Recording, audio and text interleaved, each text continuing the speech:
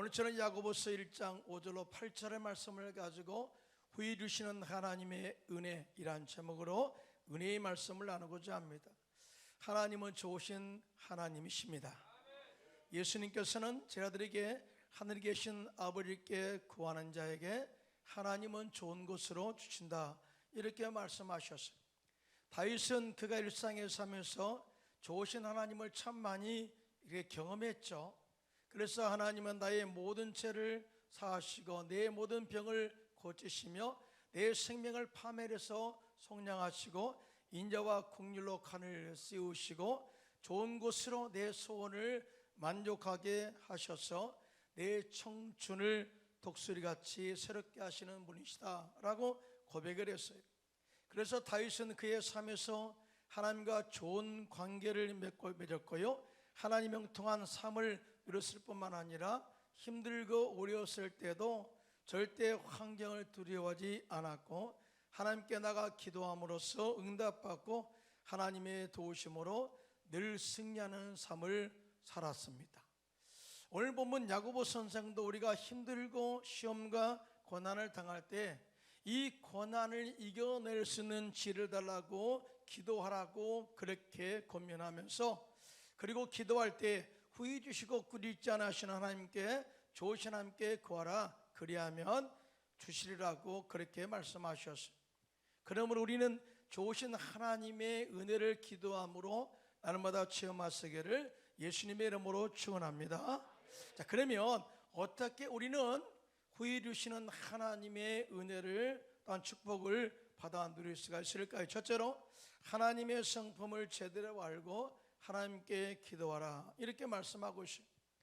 오늘 본문 야고보서 1장 5절인데요 크게 압도합니다. 시작. 너희 중에 누구든지 지혜가 부족하거든 모든 사람에게 후히 주시고 꾸짖지 아니하시는 하나님께 구하라 그리하면 주시리라. 네가 힘들고 어려울 때 기도하라. 기도하지 않으면 절대 응답받을 수 없다. 그래서 야고보 선생은 야고보서 4장 2절로 3절에 이렇게 말씀합니다. 시작. 너희가 얻지 못함은 구하지 아니하기 때문이요 구하여도 받지 못함은 정욕으로 쓰려고 잘못 구하기 때문이다 라고 말씀을 하고 있어요. 한마디로 너희가 기도하지 않기 때문에 하나님의 응답을 받을 수가 없고 하나님의 긍휼과 자비를 경험할 수가 없고 하나님의 놀라운 기적의 능력을 체험할 수가 없다. 기도해야 된다. 그리고 아무리 네가 기도해도 응답받지 못하는 것은 기도의 동기와 목적이 잘못되었기 때문이다 라고 말씀을 하고 있어요. 예를 들어서 내가 술집 하겠습니다 기도하는데 주님 응답하겠어요? 기도와 동기가 잘못되면 주님이 응답하지 않는다. 사실 이런 사람 우리 주변에 참 많이 있죠.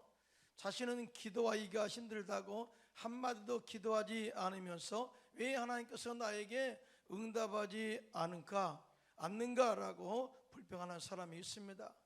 자기는 기도하지 않으면서 은혜 받기를 원하고 성령 받기를 원하는 사람들이 있습니다. 그러나 우리는 분명히 알아야 할 것은 기도하지 않으면 절대 응답이 없다 그렇게 말씀을 하고 있어요.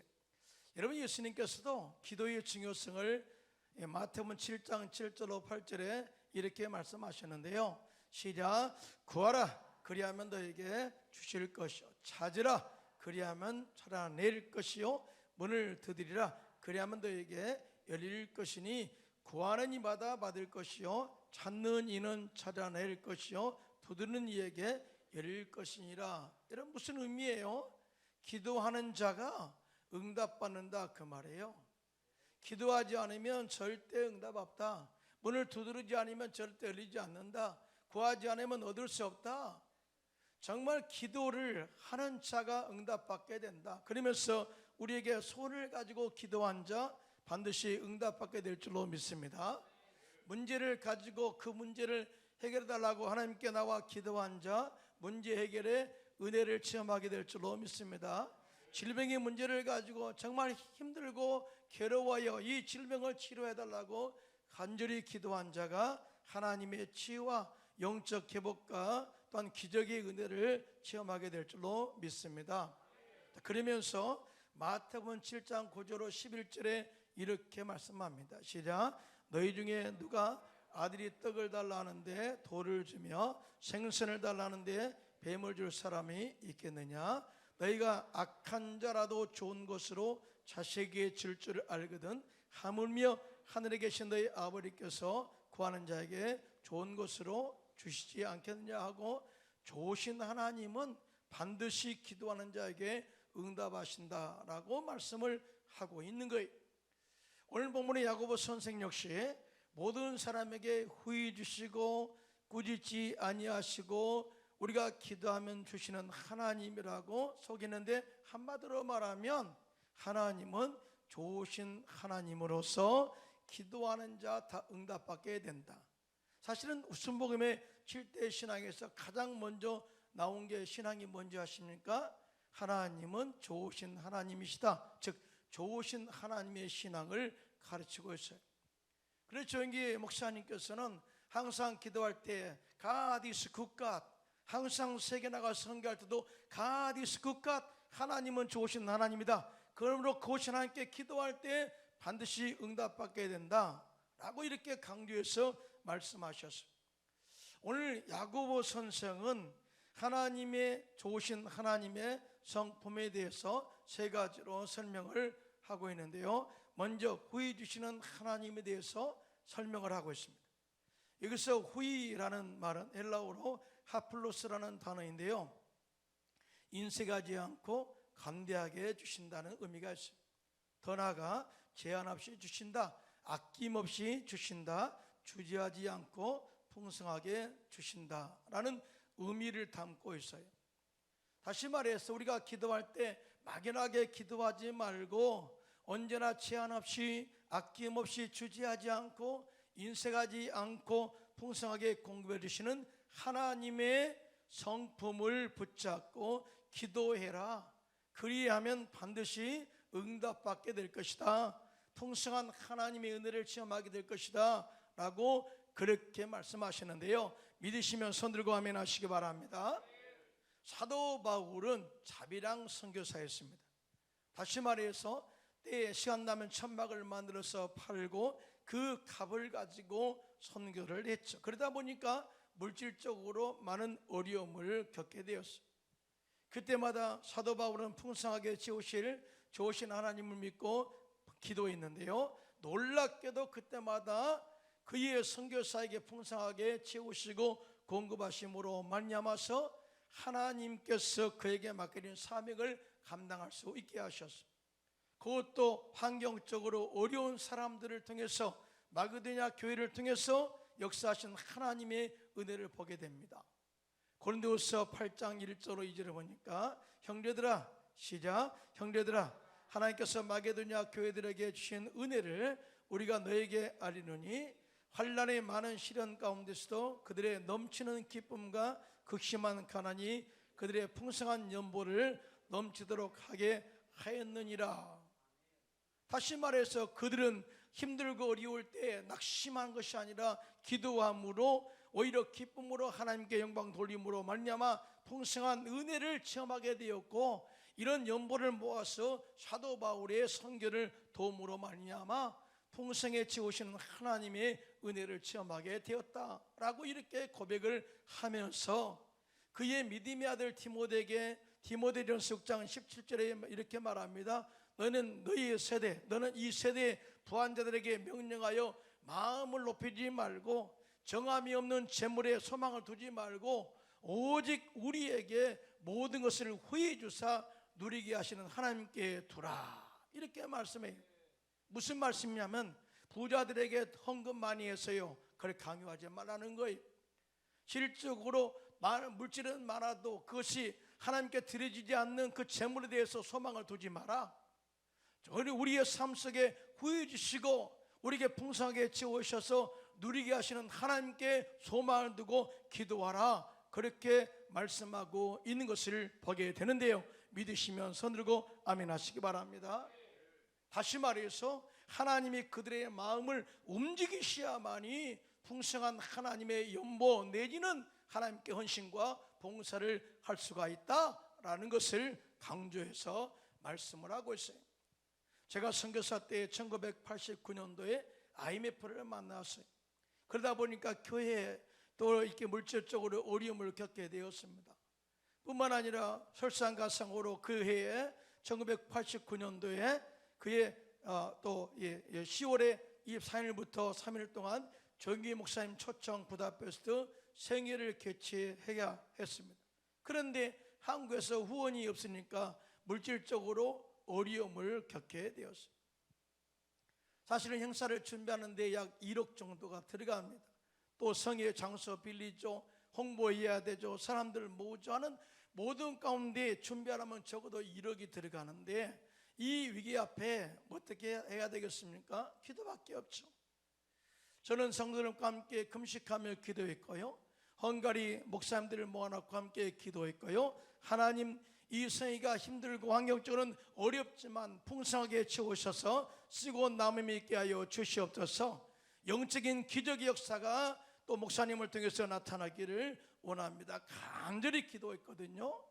그러자 하나님께서 우리 교회, 현지인 교회는 현지인 교회 성도들이 정말 복을 받게 하셔서 11월절 생활을 하게 하심으로 교회가 자립하고 자체 선교를 하게 되는 교회로 성장하게 되었습니다. 할렐루야.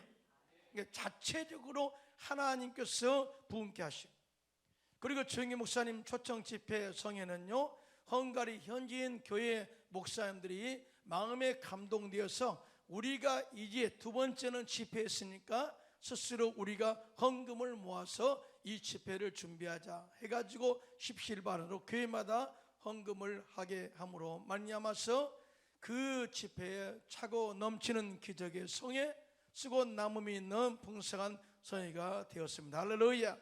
하나님은 살아계십니다. 그러므로 기도할 때 후회 주시고 꾸짖지 않은 하나님께 구하심으로 응답받는 저와 여러분들 되시기를 예수님의 이름으로 축원합니다. 뿐만 아니라 하나님은 꾸짖지 않고 주시는 하나님이라고 말씀을 하셨어요.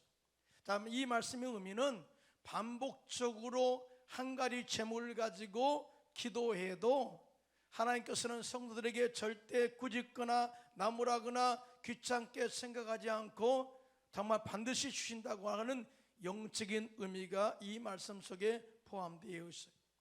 사실 우리 인간은요, 한 번 구하고 두 번 구하고 세 번, 7번, 10번 아니면 100번 부탁하면 이제 귀찮아 오지마 그럴 거 아니에요. 그런데 하나님은 오히려 자주 찾아와서 구하는 성도들을 더 기뻐하신 것을 보게 되죠. 그게 아멘 하실까요? 예수님께서는 제자들에게 항상 기도하고 낙심하지 말아야 할 것을 비유로 말씀하여 가르치셨어요. 어떤 도시에 하나님을 두려워하지 않고 사람을 무시하는 한 재판장이 있었습니다. 그리고 그 도시에 한 과부가 있었는데 그 과부가 자주 그 재판장에 가서 내 원수에 대한 나의 원한을 풀어달라고 간절히 간청을 했어요. 그때 그 재판장이 얼마 동안 듣지 아니하다가 후에 속으로 생각하기를 내가 하나님을 두려워하지 않고 사람을 무시하나 이 과부가 나를 번거롭게 하니 내가 그 원한을 풀어주리라. 그렇지 않으면 늘 와서 나를 괴롭게 하리라 하고 이렇게 그의 원한을 풀어줬다는 거예요. 자, 이에 대해서 누가복음 18장 6절로 7절에 주님이 이렇게 말씀하십니다. 시작. 주께서 또 이르시되 불의한 재판장이 말한 것을 들으라. 하물며 하나님께서 그 밤낮 부르짖는 택하신 자들의 원한을 풀어주지 아니하시겠느냐, 그들에게 오래 참으시겠느냐라고 말씀하셨어요. 한마디로 기도는 간절한 마음으로 하나님께 자주 와서 간구하고 기도하면 하나님께서 그 간구에 관심을 가지고 귀를 기울이시고 들으신다는 것이죠. 그리고 그 간절한 소원을 하나님께서 귀찮게 생각하지 않고 반드시 응답해 주신다, 오래 참지 않고 반드시 응답해 주신다, 이 말씀으로서 가르치고 있어요. 그러므로 하나님께 구하라 그리하면 주시리라, 이렇게 말씀을 하고 있는 것입니다. 그러므로 우리는 힘들고 어려울 때 자주 하나님께 나가서 기도함으로 말미암아서 참 하나님을 귀찮게 만들어 주시기를 예수님의 이름으로 부탁합니다. 그걸 저 좋아하신다니까요. 그리고 나서 하나님께 구하라 그리하면 주신다. 이 말씀에는 주시리라 헬라어는 도데세타이라는 단어인데요, 이 뜻은 하나님께 기도하는 자들에게 하나님께서는 반드시 응답하신다.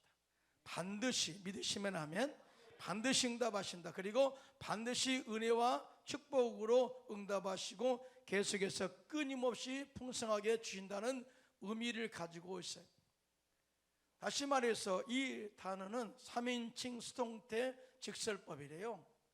3인칭 수동태 직설법은 뭐냐? 누군가가, 자, 3자가 누구의 하나님이 우리에게 우리가 기도할 때 그를 당신을 통해서, 자, 3자를 통해서 우리에게 주시는데 직설법, 미래법, 지금도 계속해서 끊임없이 주시는 단어가 이 도데세타이라는 단어예요. 그러므로 우리들은 기도할 때 풍성이 좋은 것으로 채우시는 하나님 알고 기도해야 될 줄로 믿습니다. 더 나아가 우리가 자꾸 한 제목을 가지고 나가서 기도한다 할지라도 하나님은 귀찮게 생각하지 않고 계속해서 주시는 하나님의 성품을 알고 기도함으로 지금도 좋은 것을 주시는 하나님의 은혜를 날마다 체험하시기를 예수님의 이름으로 축원합니다. 둘째로 후회 주시는 하나님의 은혜를 체험하기 위해서는요, 의심하지 말고 두 마음을 품지 말고 오직 믿음으로 기도하라, 이렇게 가르쳐요. 오늘 본문 야고보서 1장 6절로 8절인데요 함께 합독합니다. 시작. 오직 믿음으로 구하고 조금도 의심하지 말라. 의심하는 자는 마치 바람에 밀려 요동하는 바다 물결 같으니 이런 사람은 무엇이든지 주께 얻기를 생각하지 말라. 두 마음을 품어 모든 일에 정함이 없는 자로다라고 말씀을 하고 있어요. 여러분, 우리 하나님과 우리의 관계는 어떤 관계예요?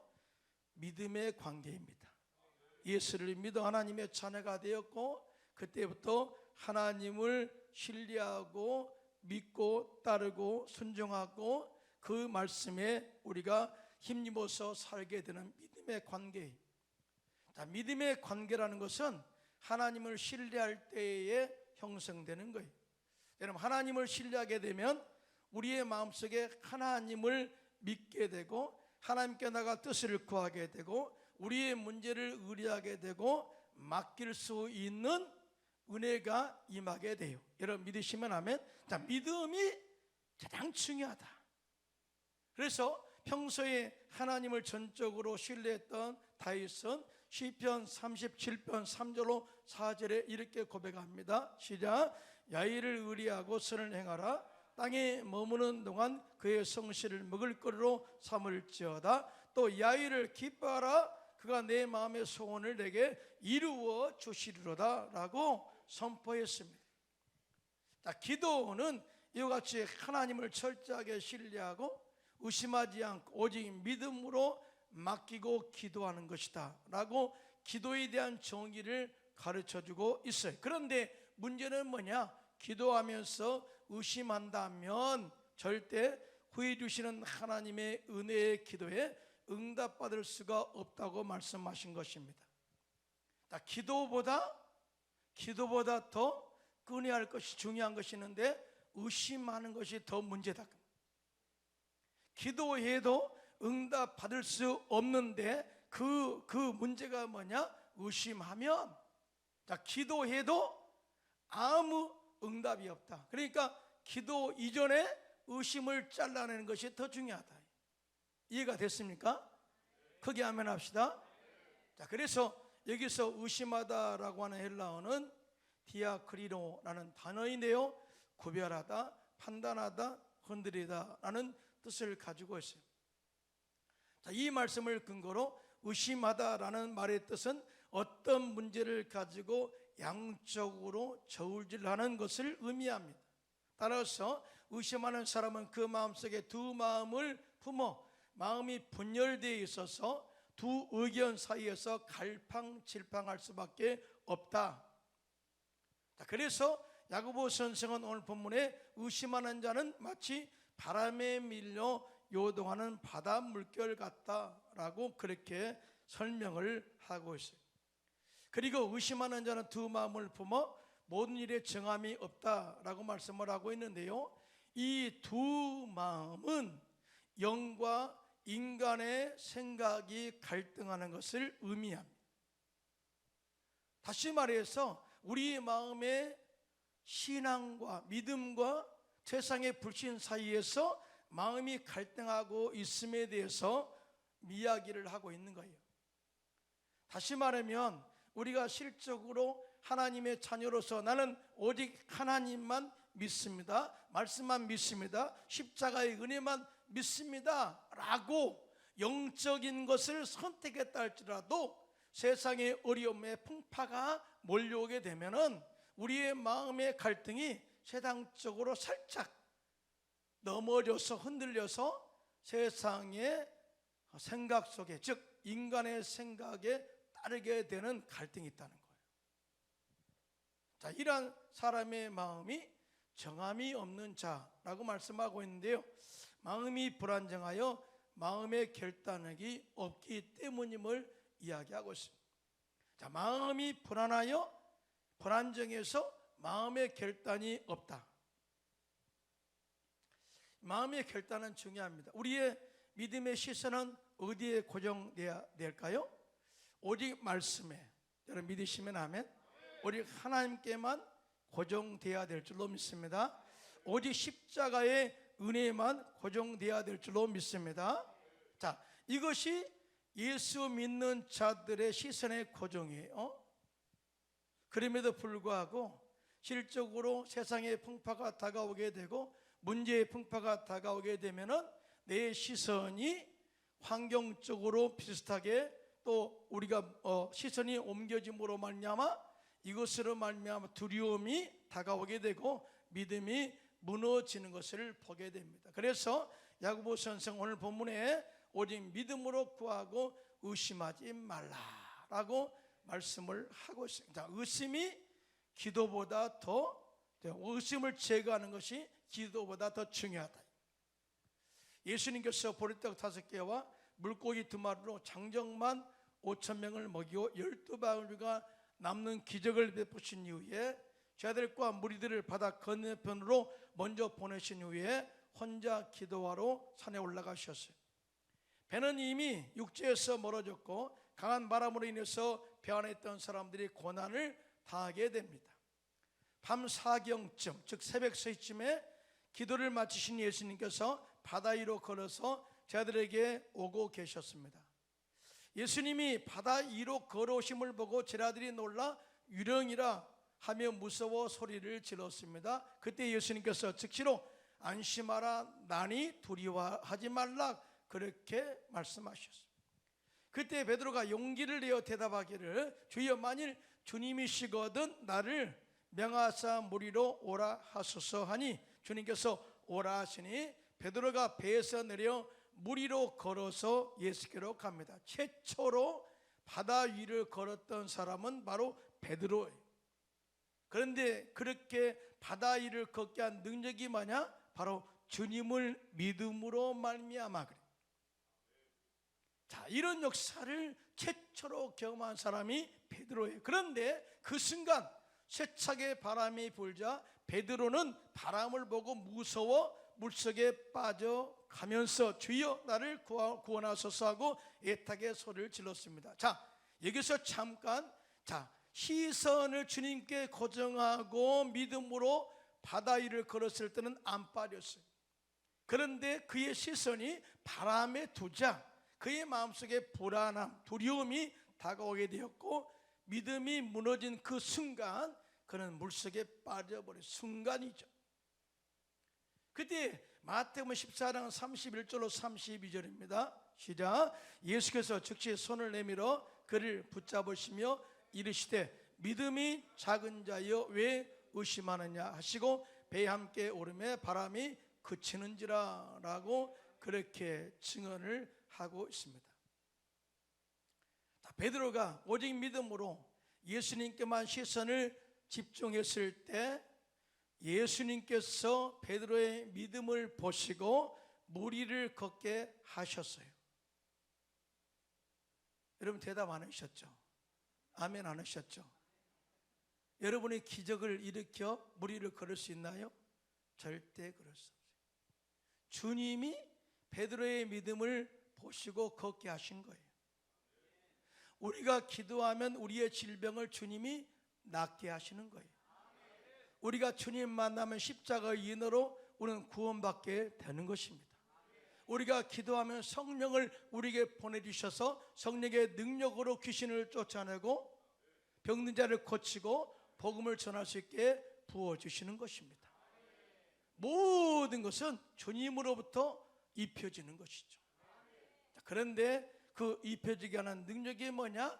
무리를 걷게 하는 능력이 뭐냐? 바로 믿음이다. 그 말, 믿음. 자, 시선이 주님께 고정됐을 때는 그러한 기적을 체험하게 된다. 하지만 그의 시선을 돌려 바람을 보았을 때, 정말 세상 말로 세상을 보았을 때 두려움이 다가와 마음이 나뉘어 믿음이 사라졌을 때 그는 결국 물속에 빠져 들어가게 된 것을 보게 됩니다.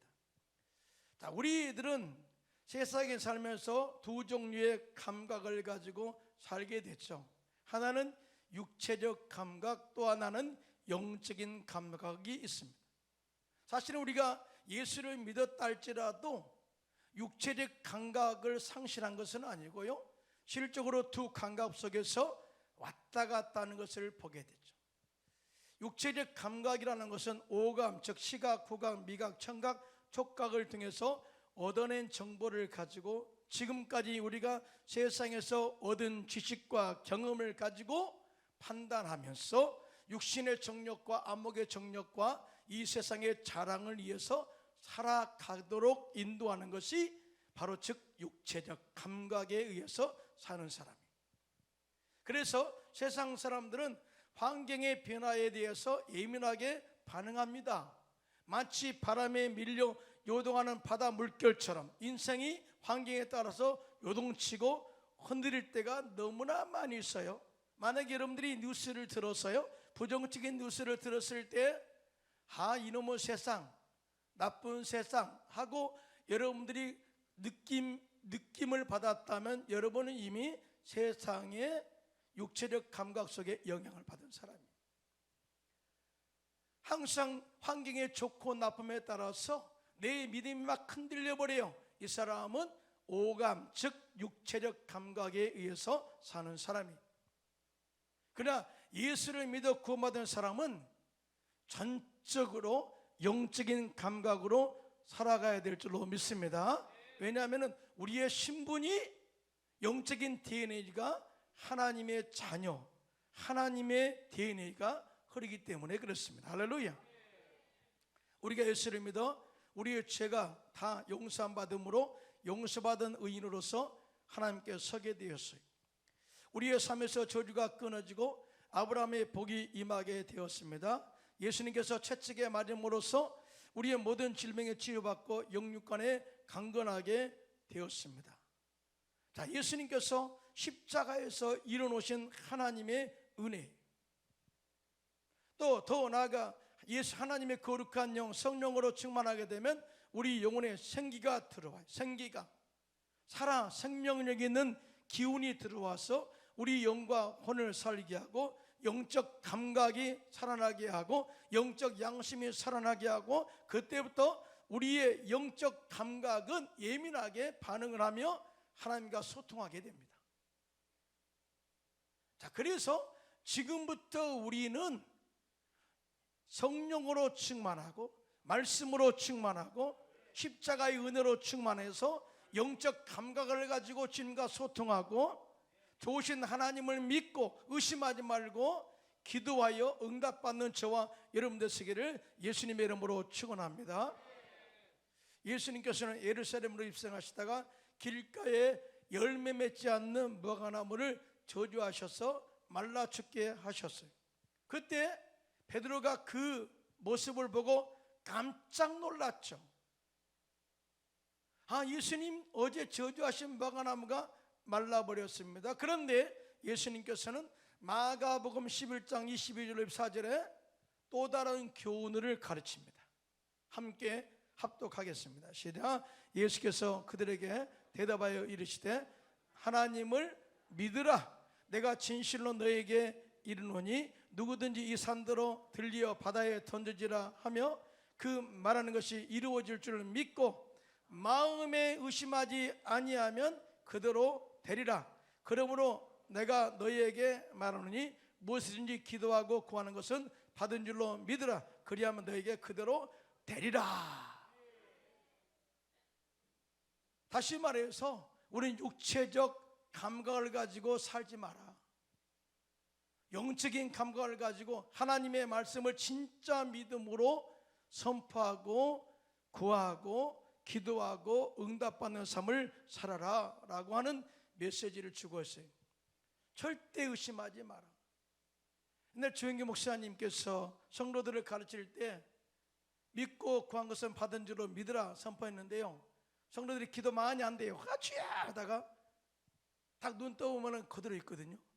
어음이 안 믿어지네. 근데요, 아니 환경 보고 믿는 것이 아니라 말씀을 믿고 선포하라 그 말이거든요. 의심하지 마라. 의심하지 않으면 때가 되면 반드시 이루어진다. 이렇게 이야기해도 항상 아이고 기도하다가 문제가 또 아이고 안 이루어지네, 계속 그런다는 거예요. 우리 광명 순복음교회 성도들은 절대 환경을 바라보지 마시고요, 십자가에서 마귀를 멸하시고 우리에게 삼중 축복을 예비하신 좋으신 하나님을 믿고 후이르시는 하나님을 믿고 기도하시기를 예수님의 이름으로 축원합니다. 하나님은 좋으신 하나님이십니다. 요즘 우리는 코로나 여파와 전쟁의 여파로 힘든 시절을 지나고 있죠. 하지만 우리가 기도하면 후이르시고 끓이지 아니하시는 하나님께서 좋은 것으로 우리에게 응답해 줄 줄로 믿습니다. 그러므로 좋으신 하나님을 성품을 붙잡고 의심하지 말고 오직 믿음으로 구하여 풍성하신 하나님의 은혜를 계속 체험해 나가시기를 예수님의 이름으로 축원합니다.